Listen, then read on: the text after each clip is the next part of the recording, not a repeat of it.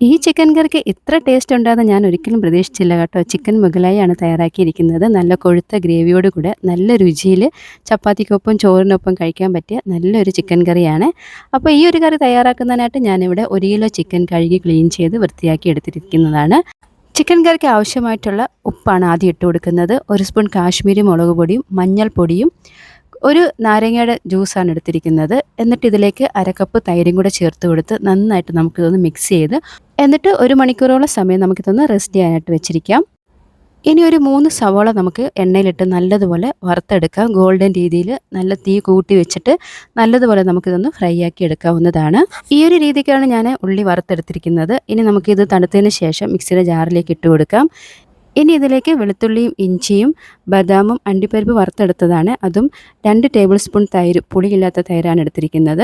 അതും കൂടെ ഇട്ട് കൊടുത്ത് വെള്ളം ഒഴിച്ച് നല്ലതുപോലെ നമുക്കിതൊന്ന് അരച്ച് മാറ്റി വയ്ക്കാം.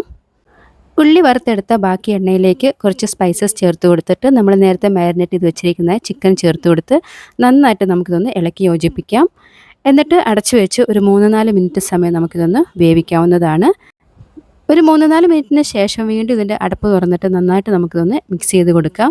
നമ്മൾ നേരത്തെ വെള്ളമൊന്നും ഒഴിച്ച് കൊടുത്തിട്ടില്ലായിരുന്നു. ഇപ്പോൾ ആ ചിക്കനിൽ നിന്ന് വെള്ളമൊക്കെ ഇറങ്ങിയിട്ടുണ്ട്. ഇനി നമ്മൾ അരച്ച് വെച്ചിരിക്കുന്നതായ മസാലക്കൂട്ട് ഇട്ട് കൊടുക്കാം. എന്നിട്ട് വീണ്ടും നമുക്കിതൊന്ന് മിക്സ് ചെയ്ത് കൊടുക്കാം. ഇപ്പോൾ നമ്മുടെ ചിക്കനും അരപ്പും എല്ലാം നല്ലതുപോലെ യോജിച്ചിട്ടുണ്ട്. ഇനി ഇതിലേക്ക് നമുക്ക് കുറച്ച് പൊടികൾ ചേർത്ത് കൊടുക്കാം.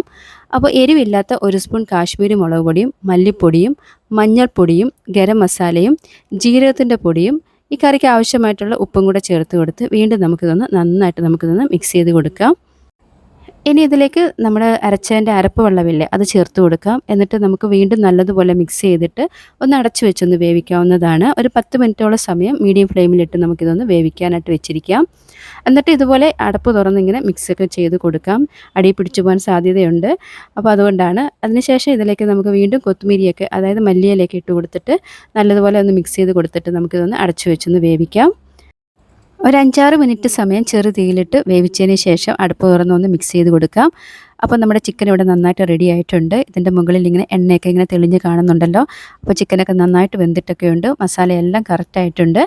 എനിക്ക് ഈ ചിക്കൻ കറി ഒരുപാട് ഇഷ്ടപ്പെട്ടു കേട്ടോ. ഞാൻ ഈ ഒരു രീതിക്ക് ആദ്യമായിട്ടാണ് തയ്യാറാക്കുന്നത്. ഇനി ഇതിലേക്ക് അവസാനമായിട്ട് വീണ്ടും അല്പം മല്ലിയില ചേർത്ത് കൊടുത്തിട്ട് നമുക്ക് തീ ഓഫ് ചെയ്യാവുന്നതാണ്. അപ്പോൾ ഇത്രയേ ഉള്ളൂ. എളുപ്പത്തിൽ ഉണ്ടാക്കാൻ പറ്റുന്ന ഒരു ചിക്കൻ മുഗലായിയാണ്. എനിക്ക് ഒരുപാട് ഇഷ്ടപ്പെട്ടു. നിങ്ങൾ ട്രൈ ചെയ്ത് നോക്കുക. ഈ റെസിപ്പി നിങ്ങൾക്ക് തീർച്ചയായിട്ടും ഇഷ്ടപ്പെടും. ചോറിനൊപ്പം ചപ്പാത്തിക്കൊപ്പം കഴിക്കാൻ പറ്റിയ നല്ലൊരു ചിക്കൻ കറിയാണ്. എനിക്ക് ഒത്തിരി ഇഷ്ടപ്പെട്ടു. വീഡിയോ ഇഷ്ടപ്പെടുകയെന്നുണ്ടെങ്കിൽ ലൈക്കും കമൻറ്റൊക്കെ ചെയ്ത് സപ്പോർട്ട് ചെയ്യാൻ മറക്കരുതേ.